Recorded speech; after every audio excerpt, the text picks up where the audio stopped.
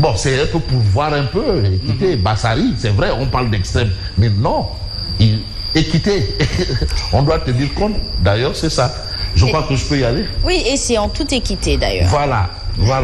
Alors, vous avez ici un débat équitable. Oui. Si on suit un peu le raisonnement de Hamza, oui. Mais inéquitable au Sénégal, le débat. Vous avez l'homosexualité. Ravivée après la visite de Jean-Luc Mélenchon à Dakar. L'homosexualité, parce qu'à un moment, quand même, il y avait un débat. L'homosexualité, un débat sans fin au Sénégal. Sans fin au Sénégal. Ça, c'est ce que retient Tribune. Vous avez aussi cette bouffée d'oxygène par rapport à la presse. En débloquant les comptes bancaires, bouffée d'oxygène. C'est une expression consacrée. Une bouffée d'oxygène. Certains diront probablement une bouée de sauvetage. Le fisc allège la pression sur les entreprises de presse. Parce qu'il faut quand même reconnaître qu'une entreprise de presse n'est pas comme une entreprise qui ne fait que du bénéfice. Tu ne peux pas, parce qu'en réalité, nous nous évertuons et nous nous investissons dans, justement, nous faisons du service public. C'est vrai. Ah oui, c'est vrai que nous faisons du service public. Le maire de Gossas, mais il est de l'opposition, mais il a une délégation d'un pouvoir central. On lui délègue une certaine parcelle de pouvoir. Donc il agit au nom de l'État. Nous faisons du service public, donc c'est différent. La preuve, quand il y a eu cette histoire de Covid, mais il y a eu des spots publicitaires gratuits. Le fisc allège la pression sur les entreprises de presse. Non, tout est une question de Wartan. Rero Amoul. C'est qu'au moment du gel des comptes, s'il y avait de l'argent, est-ce que cet argent est toujours là? Certainement pas. Ah oui, entre-temps, les opérations. Bon, là aussi, c'est... Est-ce qu'il y avait de l'argent? Bon. S'il y en a, oui. Mais s'il y en a, l'argent est parti. C'est clair que... Là, maintenant, c'est... On rend le compte ce vide, que Thierno appelle répression fiscale. Ou pression fiscale. Parce qu'en ce moment, l'État demandait de l'argent aux entreprises de presse. Ceux qui n'ont pas payé ou qui ne se sont pas exécutés ont été victimes de ça. Mais est-ce que donc Khalis ba fa nekkoon. Dem na. bu moytuwul dem na. Dem na moom. Thierno, est-ce que li sarax la? Comme on dit, gumba ku ko yel ku ko sarax. Bàyyi ko yelwaan. Ak yelwaanam. Nouvelle Assemblée nationale, c'est le débat. Mais Yacine dafa bëgg a laaj ndax këpp yelwaan. Waaw. Non, Yacine war nañ ko këpp. Yelwaan googu Yacine war nañ ko këpp. Nouvelle Assemblée nationale pour des députés du peuple et non des partis. Ça, c'est un discours que tout le monde tient. Mais souvent, à la pratique, chasser le naturel, il revient. Donc, mais on reste avec Tribune Quotidien. C'est une interrogation. Ça, c'est quoi? Après, je veux dire, après justement la majorité écrasante de PASTEF, mais vers une assemblée de rupture, c'est une interrogation. Qu'est-ce qui va changer? Qu'est-ce qui ne va pas changer? Ou qu'est-ce qui devrait changer? En attendant, on reste avec Tribune Quotidien qui nous parle des accusations d'achat de conscience d'une militante de PASTEF. Mauvaise perdante ou pas, du côté de Gossas. Cette militante accuse le vainqueur d'avoir procédé à l'achat de conscience. Bon, en tout cas, vous avez la réaction du maire de Gossas. Le maire de Gossas, Adama Diallo, refute et annonce une plainte contre la dame qui l'accuse d'avoir procédé à des achats de conscience. Bon, comme science sans conscience n'est que ruine de l'âme ou ruine des armes, parce que les bombes atomiques, c'est de la science aussi. Vous avez Wolf Quotidien qui révèle à ça une Diomaye et Sonko face à la cherté de la vie. Faut pas oublier le quotidien.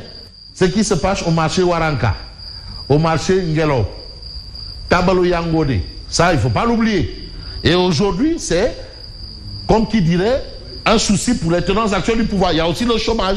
Et vous avez des points de suspension. 3 points de suspension, c'est déjà 3 points. Point de suspension. Recette d'une cuisine déjà salée. Il faut des solutions. Parce que quand même le marché là, mais ça va pas. Mais on va peut-être voir l'annonce du prix de l'arachide. Parce que voilà un autre débat. Nous y sommes. Habituellement, c'est le comité national interprofessionnel de l'arachide, CNIA, qui annonce et l'État valide. Et apparemment, est-ce que les paradigmes ne vont pas changer? De toutes les façons, d'entrée de jeu, on a parlé de blocage des exportations avant de revenir pour dire non, non, non. On sert d'abord les huileries, une huilerie locale, et ensuite on procède à l'exportation. Donc, il y a eu un changement espace-temps. Comme souvent, depuis mars. Voilà. Il y a beaucoup de flottement. Le flottement. En tout cas, ici, c'est chaud. C'est le monde paysan. Et quand on parle d'agriculture, c'est l'arachide. Moi, j'ai jamais entendu campagne de Mbok ou bien campagne de Dougoub. Campagne arachidienne, j'ai jamais entendu campagne de Mbok ou de Dougoub. Ou bien campagne de Niébé ou campagne de Batengse. Je n'entends que campagne arachidienne. Il serait temps peut-être d'équilibrer, de différencier. Ah, ouais. En tout cas, l'arachide là. Oui. Campagne de manioc. Oui.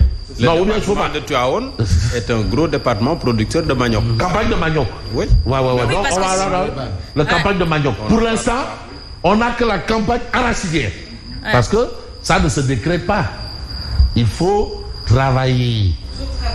Annonce du prix de l'arachide, l'État toujours dans ses calculs.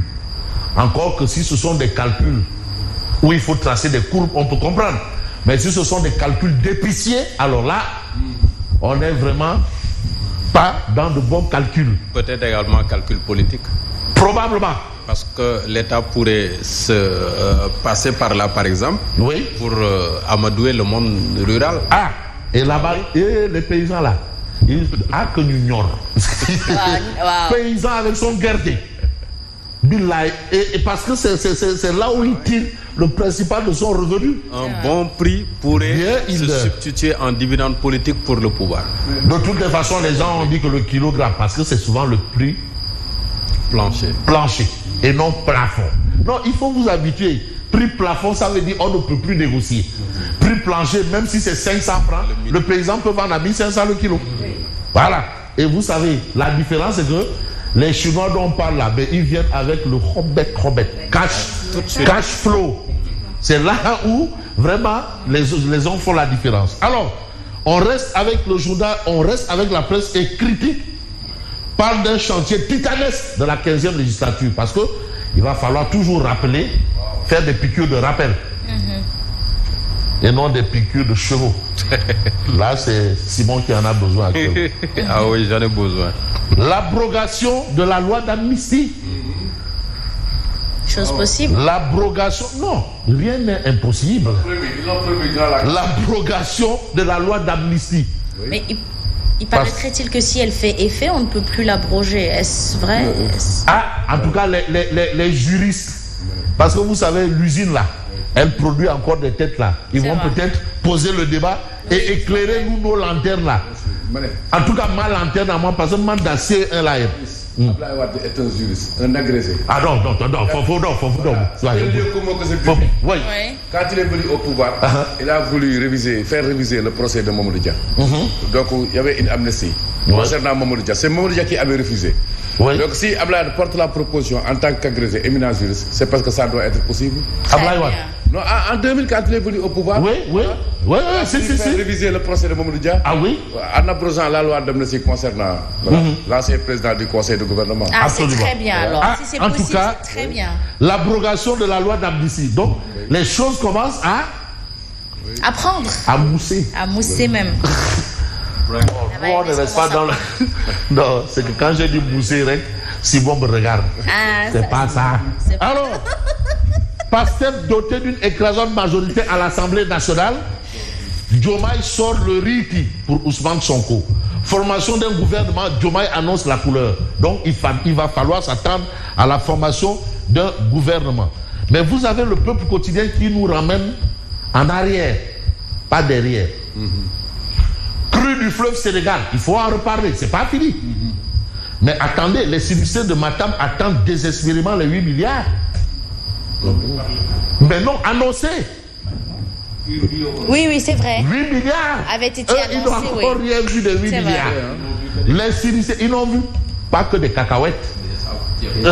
Ils ont vu que des sacs ou 8 milliards, est-ce que c'est compris aussi? Parce que 8 milliards, peut-être, c'est... Oui, c'est pas détaillé. Les sinistrés de Matam attendent désespérément les 8 milliards. Ça, c'est ce que nous livre le peuple quotidien. Mais on va essayer de voir une actualité, celle un peu du point actu. Sonko à l'Assemblée nationale, voilà un autre débat. Est-ce que Sonko doit aller à l'Assemblée ou il doit rester à la primature? Rester à la primature, c'est selon la volonté de Diomaye, je crois savoir. Mais après, c'est un tandem, donc c'est selon leur volonté à tous les deux. On dirige un pays là. Mais c'est un tandem, il faut l'accepter, l'admettre. Non, moi je n'admets rien, parce que je sais que c'est le président qui est le chef de l'État. Il n'y a pas de...